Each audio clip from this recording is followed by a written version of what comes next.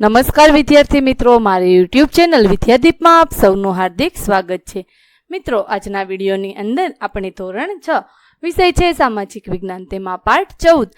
આ પાઠનું નામ છે વિવિધતામાં એકતા. આ પાઠના ગાલા સ્વાધ્યાય પોથીના પ્રશ્નો અને તેમના જવાબો વિશે આજે આપણે આ વિડીયોની અંદર માહિતી મેળવીશું. વિદ્યાર્થી મિત્રો, જો તમે મારી ચેનલમાં નવા હોય તો મારી ચેનલને જરૂરથી સબસ્ક્રાઈબ કરો, વિડીયો લાઇક કરો, શેર કરો અને બેલ નોટિફિકેશન આઇકોન ઓન કરો, જેથી આગળના દરેક નવા વિડીયોની નોટિફિકેશન તમારા મોબાઈલની સ્ક્રીન પર મળી શકે. તો ચાલો વિદ્યાર્થી મિત્રો શરૂ કરીએ. ધોરણ 6 વિષય છે સામાજિક વિજ્ઞાન, તેમાં પહેલા સેમેસ્ટરમાં ગાલા સ્વાધ્યાય પોથીમાં પાઠ 14. આ પાઠનું નામ છે વિવિધતામાં એકતા. આ પાઠનું સંપૂર્ણ સોલ્યુશન જોઈએ. તેમાં પહેલો પ્રશ્ન છે, નીચે દરેક પ્રશ્નના ઉત્તર માટે આપેલા વિકલ્પોમાંથી સાચો વિકલ્પ શોધી તેનો ક્રમ અક્ષર પ્રશ્નની સામે આપેલા બોક્સમાં લખો. પહેલો પ્રશ્ન છે, કોના કારણે ભારત એક ઉપખંડ બની ગયો છે? તો જવાબમાં આવશે ઓપ્શન સી, વિવિધતાઓના કારણે. બીજા પ્રશ્નના જવાબમાં આવશે ઓપ્શન ડી, શીખ. ત્રીજા પ્રશ્નના જવાબમાં ઓપ્શન એ, તેલુગુ. ચોથામાં ઓપ્શન સી, કન્નડ. પાંચમામાં ઓપ્શન સી, કથક. છઠ્ઠામાં ઓપ્શન એ, કથકલી. સાતમામાં ઓપ્શન એ, ભરતનાટ્યમ. આઠમામાં ઓપ્શન બી, બિહુ. નવમામાં ઓપ્શન બી, રાજસ્થાન. દસમામાં ઓપ્શન સી, ડોક્ટર રાધાકૃષ્ણને. 11મામાં ઓપ્શન ડી, સમાનતાના. ત્યાર પછી પ્રશ્ન નંબર 2, યોગ્ય શબ્દો વડે નીચેના વિધાનોની ખાલી જગ્યાઓ પૂરો. પહેલી ખાલી જગ્યામાં મરાઠી, બીજામાં ભાંગડા, ત્રીજામાં જૈન, ચોથી ખાલી જગ્યામાં ગુજરાત, પાંચમામાં પતેતી અને છઠ્ઠી ખાલી જગ્યામાં શીખ. સાતમામાં હોળી, આઠમામાં ઘુમર, નવમામાં લાવણી, 10મી ખાલી જગ્યામાં વિવિધતામાં એકતા, 11મી ખાલી જગ્યા વસુધૈવ કુટુંબકમ, 12મામાં બિન સાંપ્રદાયિક, 13મી ખાલી જગ્યામાં સહઅસ્તિત્વ, 14માં સાક્ષરતા અને 15મી ખાલી જગ્યામાં સ્ત્રી ભ્રૂણ. ત્યાર પછી પ્રશ્ન નંબર 3, નીચેના વિધાનોમાંથી ખરા વિધાનો સામે ખરાની અને ખોટા વિધાનો સામે ખોટાની નિશાની કરો. પહેલો પ્રશ્ન છે, પહેલું વાક્ય છે, આઝાદી પછીના વર્ષોમાં ભેદભાવો નામશેષ થઈ રહ્યા છે. આ વાક્ય સાચું છે. બીજું વાક્ય ખોટું, ત્રીજું વાક્ય ખોટું, ચોથું અને પાંચમું વાક્ય સાચું થશે. ત્યાર પછી છઠ્ઠું, સાતમું, આઠમું, નવમું અને 10મું વાક્ય ખોટું થશે. 11મું વાક્ય સાચું, 12મું વાક્ય ખોટું થશે. ત્યાર પછી પ્રશ્ન નંબર 4, બંધ બેસતા જોડકા જોડો. તેમાં પેલું જોડકું છે પંજાબી, તો તેમાં આવશે પંજાબ. ઉડિયા, ઓડિશા. ગુજરાતી, ગુજરાત. તમિલ, તમિલનાડુ. ત્યાર પછી બીજું જોડકું છે, તેમાં પેલું ઇસ્લામ, મુસલમાનો. શીખ, પંજાબીઓ. જરથોસ્તી, પારસીઓ અને હિન્દુ, હિન્દુઓ. ત્યાર પછી ત્રીજું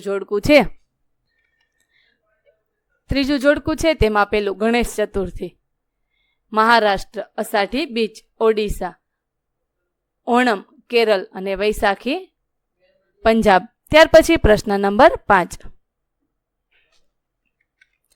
નીચેના પ્રશ્નોના ઉત્તર 1-2 વાક્યોમાં લખો. પહેલો પ્રશ્ન છે, આપણા દેશમાં કઈ કઈ ભાષાઓ બોલાય છે? જવાબ, આપણા દેશમાં ગુજરાતી, હિન્દી, અંગ્રેજી, બંગાળી, મરાઠી, તમિલ, તેલુગુ, કન્નડ, મલયાલમ, ઉડિયા અને કોંકણી વગેરે ભાષાઓ બોલાય છે.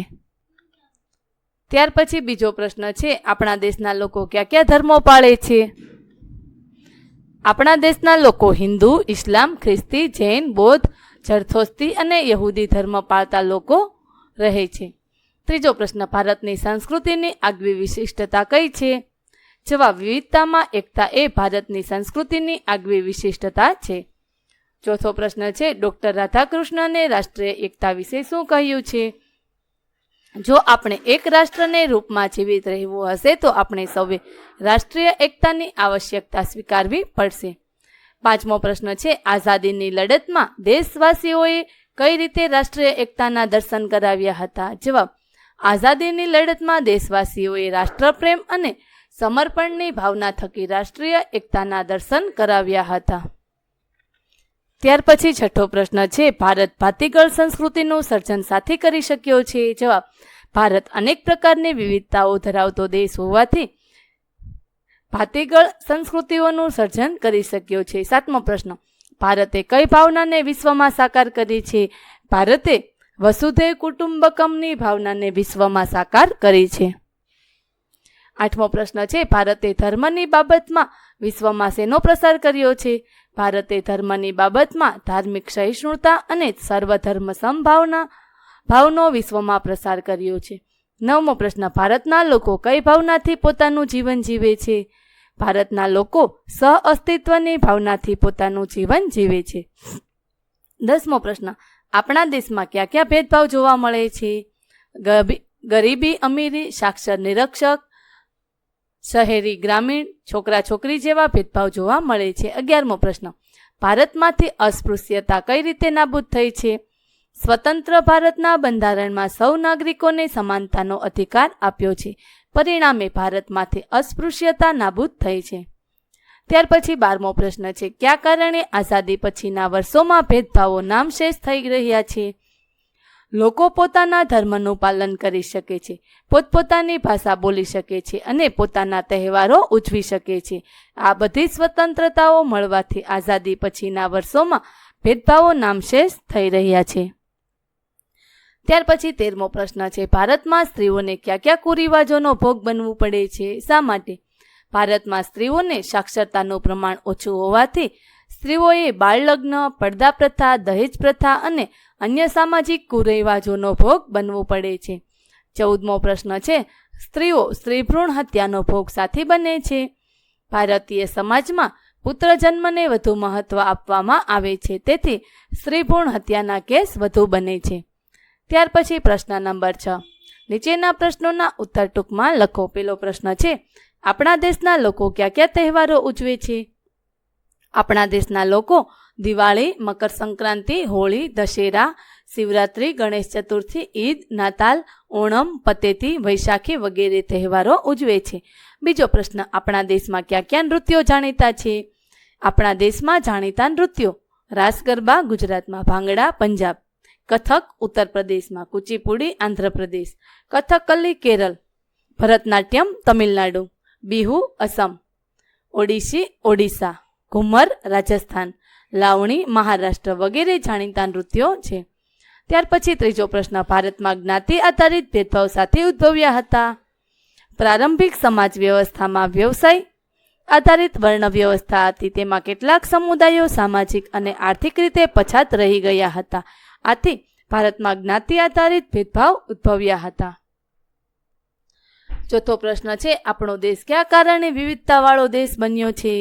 આપણો દેશ ધર્મ, ભાષા, જાતિ, આર્થિક અસમાનતા, ખાનપાન, તહેવાર, પોશાક, રૂપરંગ, રહેઠાણ, માન્યતા, રીત રિવાજ વગેરે બાબતોમાં વિવિધતાવાળો દેશ બન્યો છે. આ ઉપરાંત દેશનો ભૂપૃષ્ઠ, આબોહવા, વનસ્પતિ, વન્યજીવો, ખેતી વગેરે ભૌગોલિક બાબતોને કારણે પણ આપણો દેશ વિવિધતાવાળો દેશ બન્યો છે. પાંચમો પ્રશ્ન છે, રાષ્ટ્રીય એકતા કોને કહેવાય? વિવિધ ધર્મો, ભાષાઓ અને જાતિઓના લોકો પોતાના રાષ્ટ્ર માટે પ્રેમ, સન્માન, આદર, નિષ્ઠા, ત્યાગ અને સમર્પણની ભાવના પ્રદર્શિત કરે છે. તેમજ એકતાની લાગણીઓ સમાન ભાવે અનુભવે તેને રાષ્ટ્રીય એકતા કહેવાય છે. ત્યાર પછી પ્રશ્ન નંબર 7, નીચેના પ્રશ્નોના ઉત્તર લખો. પેલો પ્રશ્ન છે, છોકરા છોકરીની ભેદભાવ વિશે ટૂંકમાં જણાવો. કુદરતી રીતે છોકરા છોકરીઓમાં ભિન્નતા છે, તેથી છોકરા છોકરીઓમાં ભેદભાવ રાખવામાં આવે છે.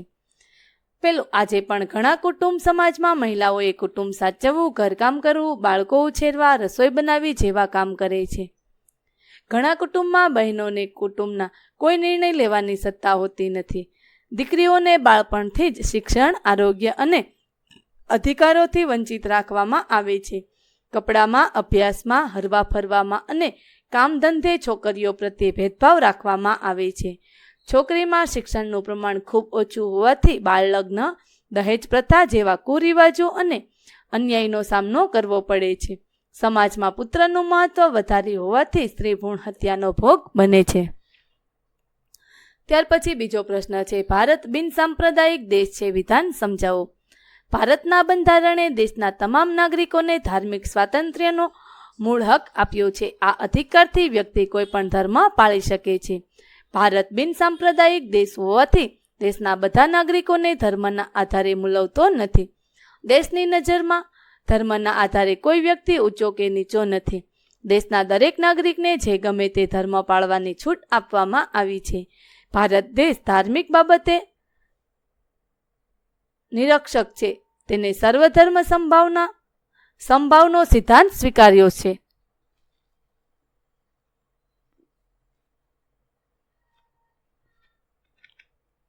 વિદ્યાર્થી મિત્રો, અહીં આપણે ધોરણ 6 વિષય છે સામાજિક વિજ્ઞાન, તેમાં પહેલા સેમેસ્ટરનો ગાલા સ્વાધ્યાય પોથીનો પાઠ 14.